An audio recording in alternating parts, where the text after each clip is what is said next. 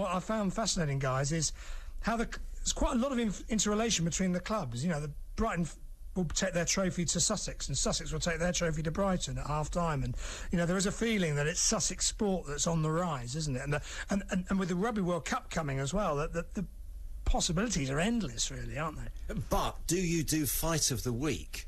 You know, come on, Steve, tell them about Fight of the Week. This was a guy, Derek Leaney, a postman in real life, who was also a boxing nut. And he used to do commentary, didn't he, on a local fight, a local amateur fight, going out every week. Yeah, he used to sit ringside. Derek's 80 now. I met him recently at the Radio Brighton reunion, and still going strong. He used to come back with blood splattered on his shirt. He used to go to the boxing it's true. with in his DJ, sit ringside, and come back absolutely covered with blood, and often had Alan Minter, Chris Eubank summarising for him as well. But it became a bit of an institution, and as you can imagine, if it went the distance, we'd have to certainly broadcast that on a sports special midweek to get it all in.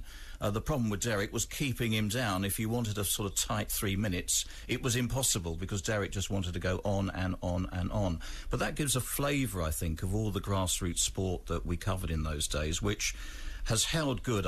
It's knitted the community together, I think, from Radio Sussex point of view, because we had specialist programmes. We had Sea Sports, we had that remarkable programme On Target, which focused on Sunday football and darts. And that I've still got one of the trophies that they found in a cupboard here. I've still got it at home, one of the darts trophies for, I don't know, highest finish in the Watlings Blue League or something like that, you know. Absolute cult following. John Lees was heavily involved with that, and in those days, Sunday football in Sussex had 21 divisions. We went out to Stenning, West Sussex, Mid Sussex. We covered all the youth football as well. John Kearns dog tips. Absolutely. Wow. Can't forget the dogs. Here's Pat Jameson with the tips for tonight's dog racing at the Coral Stadium. Yeah. But I think all those special on the green in the summer where we took the radio car around to local bowls clubs. So I think there was a lot of specialist sport. We had a monopoly, there's no question about that. No one else could compete or was going to compete. And that's really, I think, laid the groundwork for what we have now. Tim Durran's there, talking all things sport with Richard Linfield and Steve Rook. These days, the man with the privilege of commenting on Albion games, by the way, is Johnny Cantor, and you can hear him on Saturdays from 2 on BBC Sussex. Let's return now to the subject of the music we play. Along with the likes of our travel and weather reports, it's a vital part of the local radio day. But how does the music get chosen in the first place? Let's hear from our music scheduler, David Miller. I was first allowed in the door of what was then BBC Radio Sussex at Marlborough Place in December 1988. And two things excited me on my very first day. One was looking at the studios. The other, and possibly more exciting than the studios to me, was the record library. As well as being a huge fan of Radio Brighton and Radio Sussex through pretty much all of my life, I've been a massive record collector going back to probably when I was around 3 or 4 years old. So the thought of seeing a BBC record library filled me with an excitement I can't begin to describe right now. I got inside the record library and I was not disappointed. There were vinyl records round every wall. There was a window on one side. The other 3 walls were just covered. There was a whole wall of 7-inch singles. There were 2 walls of vinyl LPs, of pop music, of classical music, of compilations, every kind of record you could possibly imagine. And because it was 1988, just a few CDs, but we were still very much in the analogue age. And the very first record I played on Radio Sussex was David Bowie and the Laughing Gnome. Some may say my tastes haven't improved since then. But how do we pick the music we play on a daily basis? Well, in short, you do.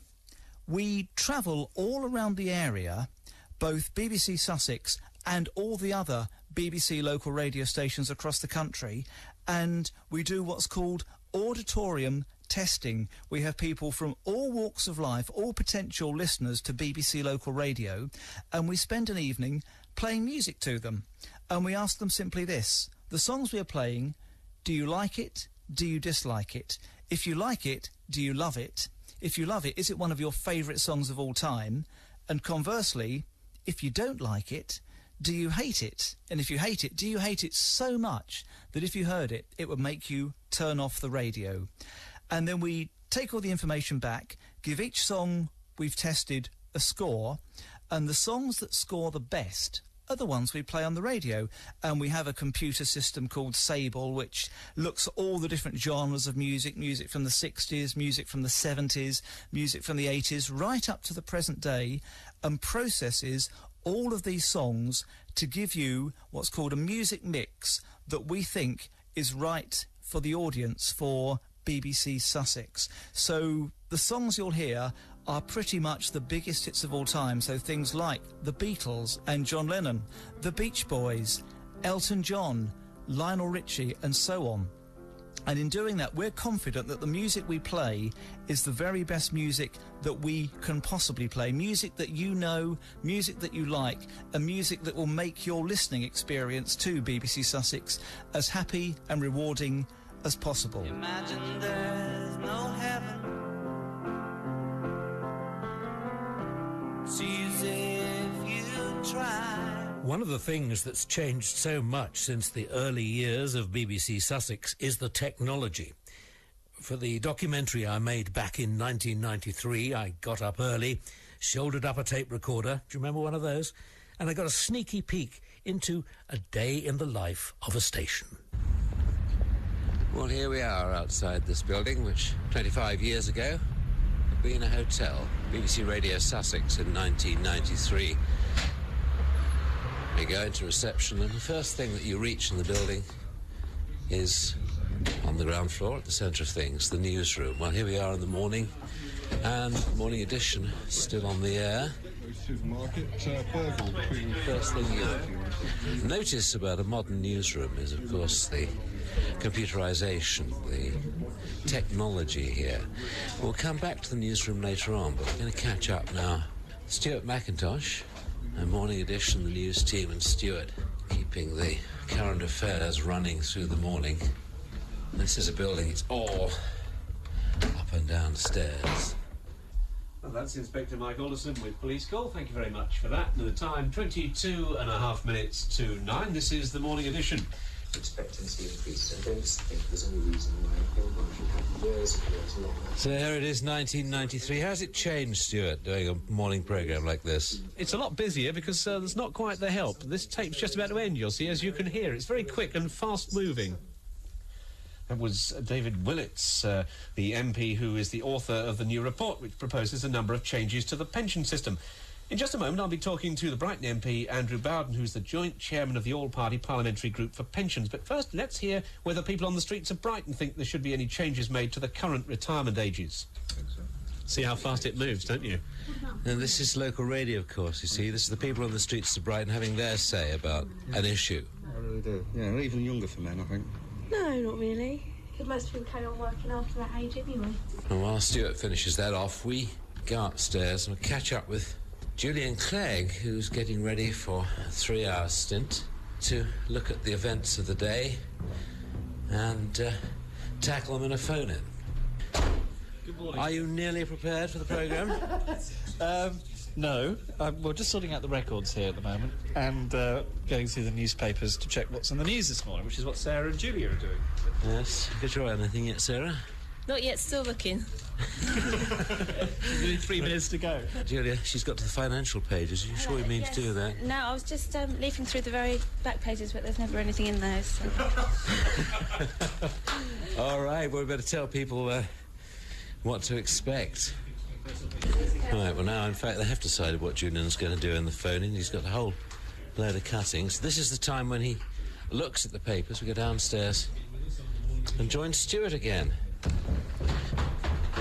Right, cutting it fine as ever. It's now on, and we're running down the stairs. This building is 3 floors down. 25 years. People are running up and down. You get very fit. No, next floor, of course. I'm out of practice.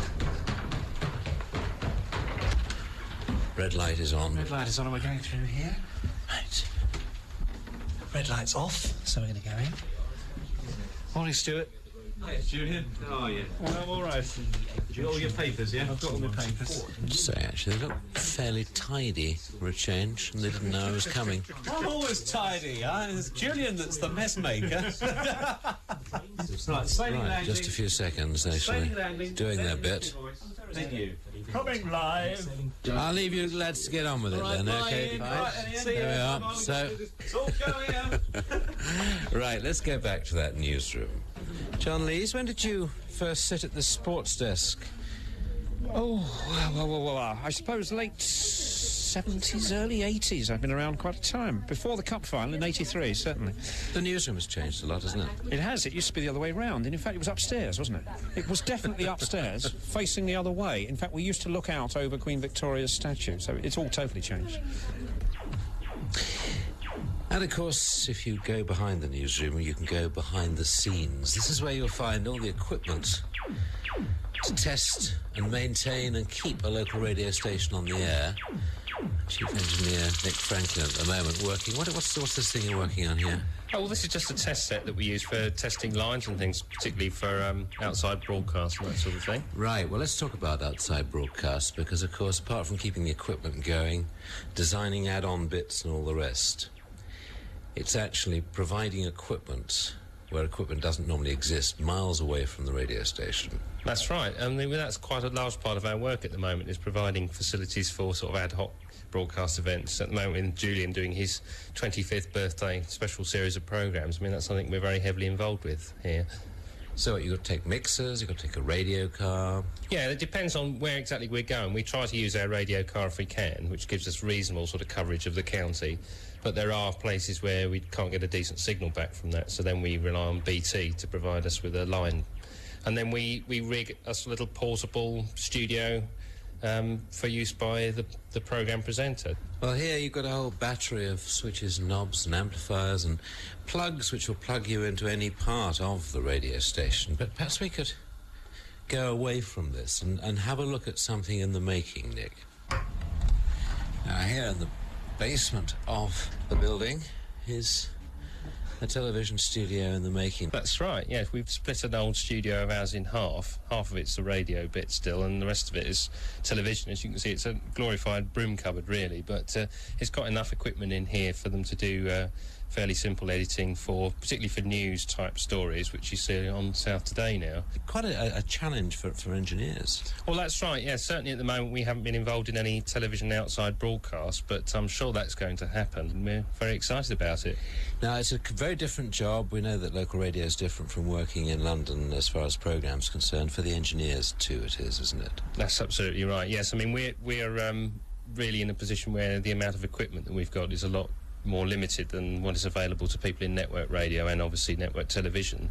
And what we've got here is sort of about 15 years old now, and it's still struggling on.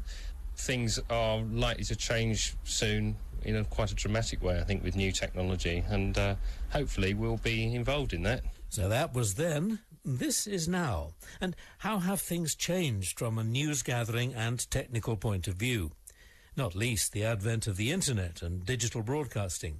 Here's the BBC Sussex Assistant Managing Editor Mark Carter talking to Senior Engineer John Reynolds. John, that was fascinating hearing Ian going round with his microphone and his tape recorder. Of course, things have moved on quite significantly since those days. Yeah, we've been actually playing quite a few of those old tapes to get all this material together. But now, if we did that, we'd just go around with what looks like a microphone, because the microphone's got the recorder built into it.